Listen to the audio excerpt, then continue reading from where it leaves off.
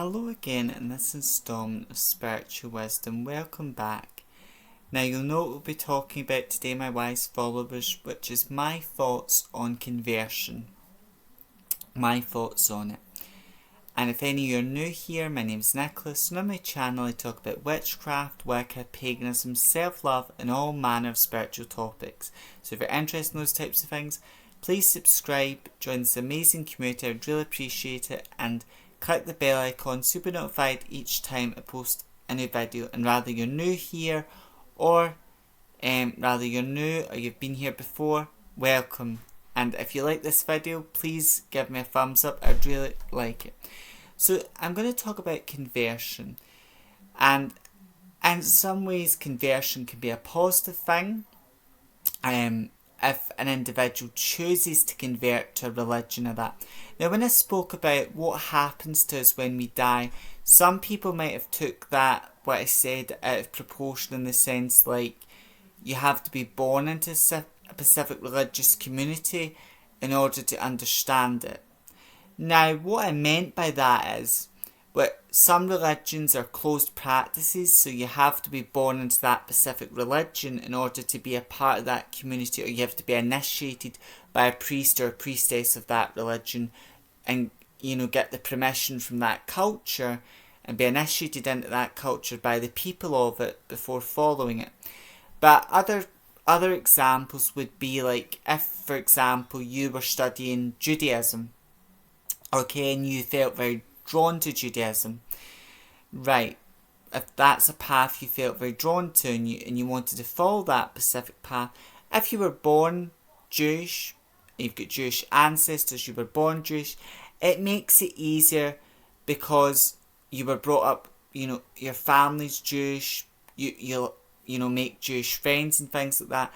Because you're brought up in a Jewish community, you're aware of the customs, the traditions, and the beliefs of your community. So you've got a head start, so to speak. But that doesn't mean, but if you're an individual and the Jewish path speaks to you, or the Islamic path speaks to you, and you want to convert to that specific tradition or path, that doesn't mean you can't do that if you want to do that. And that's a positive thing. If you've been studying different religions and maybe a specific religion really calls out to you, it could be Buddhism, it could be Islam, Judaism. And some people, when they're looking for a spiritual path, they may start out with Judaism and they may follow that religion they've converted to for maybe 10, 14, 15 years. Some people, they stick to that religious path because they feel it's right for them and it makes sense to them. And that's a good sign. Other people, it may make sense in the beginning, but later on, it's not right for them, and it's okay to let go. Some people, they might feel what the Christian path was right to them. I relate to that. I've got nothing against Jesus, Mary, or saints, or things like that, but to me, the religion as a whole, is something I've got a problem with because there's too many rules, and it's impossible to follow those rules. There's even rules that don't make sense within the Christian tradition, and it just doesn't, and there's a lot of people that don't practice what they preach, and just, it didn't feel right to me in my heart and soul to practice it anymore. And just the way most Christians feel about Jesus is the way I feel about Hecate. I love Hecate, and she's one of my main goddesses that I work with a lot. There's other beings and angels I work with as well, which I have a deep connection with, and they support me, and I feel that I'm on the right path. For me, I identify as an eclectic pagan witch, and to me, being eclectic, I borrow from different magical traditions and practices and different types of witchcraft that are opened practices. And then, being pagan, a lot of pagan gods and ideas and beliefs are included into my practice. And then as a witch, I practice witchcraft. That's simplifying it in my practice, but I'm simplifying it. But conversion, my thoughts are if someone feels really drawn to a specific religion and they've really studied it and they feel really drawn to that, then you might not have a head start because you've not been born into that specific culture, religion, but that doesn't mean if you're not drawn to it, and if you're drawn to it and it makes sense to you and it's reaching out to you, therefore that's a good thing to convert to religion because you want to do it and you're doing it respectfully and respecting that religion and members of and that religious community you want to be a part of, you're respecting the members of it. That's all well and good. In my opinion, that's all well and good. But what is wrong with conversion is someone's forcing their beliefs and ideas on you.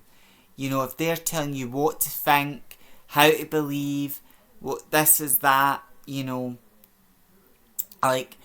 there's a lot of people that stand in the street.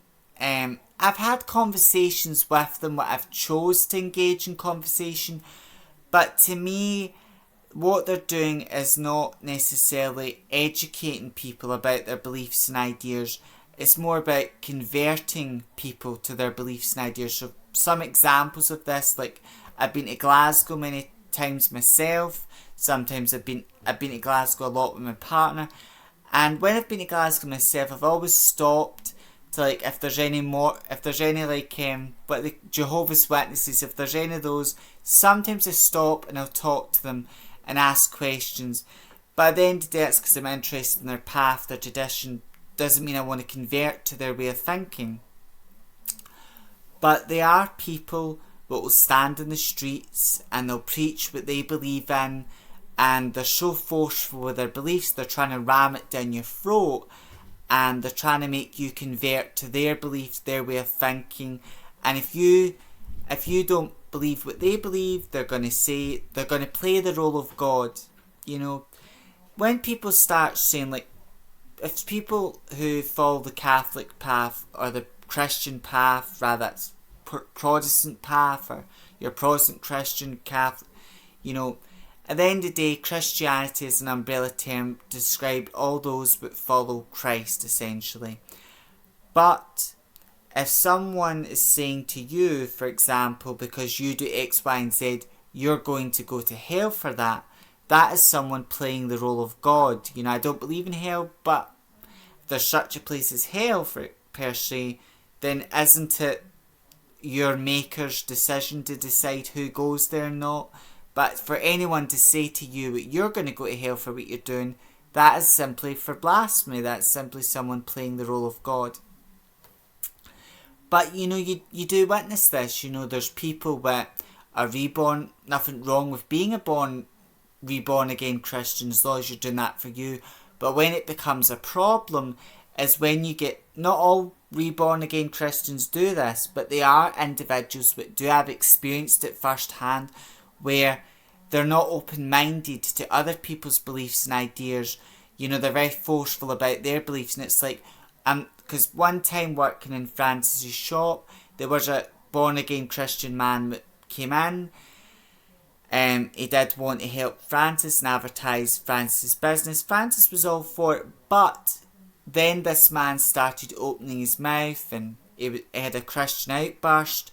And I was just explaining to this person that there are witches that do work with him, but do work with Christianity and that, and not all witches do. And then I also explained how he talked about white witches and black witch, and I explained how that's a racist connotation and a lot of people in the witchcraft community don't like. But this person was anything not to do with Jesus or God, they're not interested. They were very aggressive, very offensive, not very open-minded, and to me very forceful with their beliefs and ideas as well. But there's other times where I've been down the street and people are just handing out leaflets forcefully, to force their idea or their belief.